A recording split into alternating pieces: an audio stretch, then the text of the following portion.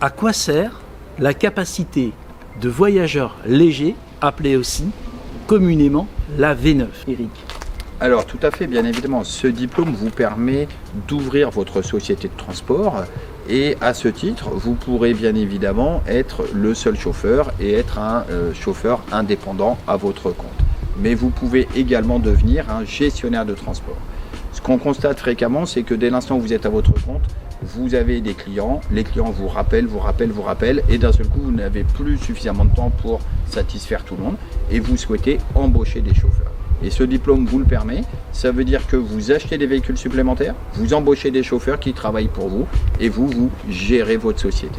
Alors, il y a une petite précision que tu peux nous donner, c'est concernant le nombre de personnes par ville qui vous permet de déterminer si finalement on est dans le cadre de la capacité voyageur ou si plutôt on est dans le cadre d'une autre réglementation. Alors effectivement, la réglementation française dans le transport est très précise. Si vous êtes dans une ville de plus de 100 000 habitants, ce diplôme de capacité ne vous permet que 3 activités. Le transport de personnes à mobilité réduite, TPMR, le transport d'enfants scolaires et également le transport avec prestations où vous vendez des prestations comme une agence de voyage. Si jamais vous êtes dans des villes de plus de 100 000 habitants, à ce moment-là, pour le reste des activités, il faut être taxi ou VTC. Dans les villes de moins de 100 000 habitants, vous faites ce que vous voulez avec vos clients.